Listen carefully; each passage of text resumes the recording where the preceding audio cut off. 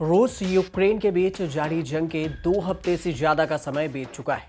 अब इस जंग में न सिर्फ रूस और यूक्रेन है, बल्कि अमेरिका समेत दुनिया के कई देश इस जंग में कूद पड़े हैं। रूस के खिलाफ अब अमेरिका ने चीन को सीधे चेतावनी जारी कर दी है। साथ ही यूक्रेन के राष्ट्रपति वोलोदिमीर ज़ेलेंस्की ने भी अब रूस को धमकी दिया है।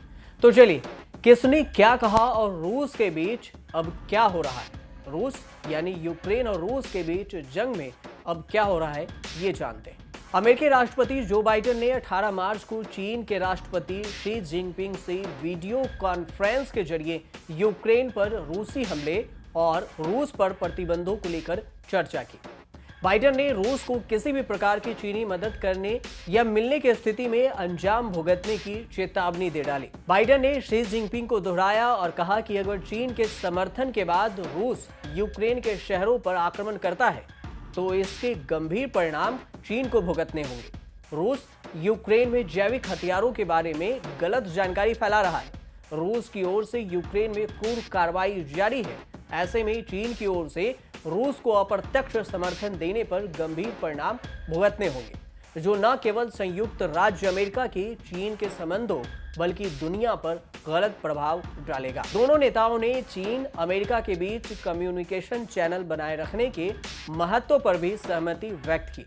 व्हाइट हाउस की ओर से कहा गया कि दोनों नेताओं के बीच करीब 2 घंटे तक बातचीत चली। बातचीत में यूक्रेन में रूस के हमले पर फोकस रहा।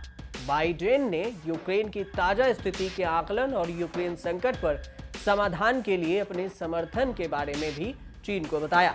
साथ ही उन्होंने रूस के राष्ट्रपति पुतिन के गलत कार्यों और उनके गलत अनुमानों के बारे में भी चर्चा की। न्यूज एजेंसी शिन्हुआ के मुताबिक जिनपिंग ने कहा कि 2 प्रमुख देशों के नेताओं के तौर पर हमें चीन और अमेरिका को यह सोचने की जरूरत है कि वैश्विक मुद्दों को कैसे पेश किया जाए। इससे भी जरूरी बात यह है कि वैश्विक स्थिरता और करोड़ों लोगों के काम और जीवन को ध्यान में रखा जाए। अमेरिका और यूरोपीय देशों के तमाम अंतर्राष्ट्रीय दबाव के बावजूद यूक्रेन पर रूस के हमले रुकने का नाम नहीं ले रहे। उधर 18 मार्च को ही यूक्रेन के एक थिएटर पर बमबारी हुई, जहां सैकड़ों लोगों ने शरण ले रखी थी। अब यूक्रेन के राष्ट्रपति ज़ेलेंस्की ने बताया कि रूसियों द्वारा मारियोपोल थिएटर पर बमबारी के चलते लगे मलबे के ढेर से अब तक 130 लोगों को बचाया गया है, जिसमें से कुछ गंभीर रूप से घायल हैं। हालांकि किसी की भी मौत होने की जानकारी फिलहाल नहीं मिली है। इसके बीच ज़ेलेंस्की ने रूस को सीधे तौर पर चेताया है और यूं समझ लीजिए कि धमकी दे डाली है। ज़ेलेंस्की ने कहा है कि मैं चाहता हूं कि अब हर कोई मेरी बात सुने, खासकर मॉस्को में शांति पर सार्थक बातचीत हो। रूस के लिए अपनी गलतियों से होने वाले नुकसान को कम करने का एकमात्र मौका है। अब मिलने और बात करने का समय आ गया है।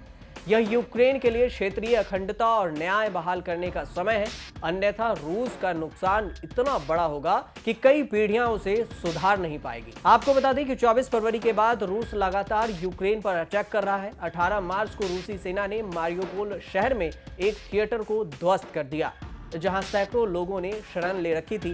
रूस और यूक्रेन के बीच जारी युद्ध को 20 दिन से भी अधिक हो चुके हैं। जमीन पर दोनों ही देशों की सेना एक दूसरे के खिलाफ लगातार मुकाबला कर रही है। लेकिन इस बीच तनावपूर्ण माहौल के बीच हाल ही में यूक्रेन के राष्ट्रपति वोलोदिमीर ज़ेलेंस्की ने बड़ा बयान दे दिया। उन्होंने कहा कि यूक्रेन नाटो में शामिल नहीं हो सकता। उन्होंने वहां की जनता को ये तथ्य स्वीकार करने की अपील की। उधर यूक्रेन में रूसी तबाही जारी है। लाखों लोग यूक्रेन छोड़ पलायन कर चुके हैं। हालांकि रूस लगातार यूक्रेन पर हमला कर रहा है और दुनिया के तमाम देश रूस को रोकने के अथक प्रयास और प्रतिबंध लगाना जारी रखा है। आप देखते रहिए न्यूज़ तक।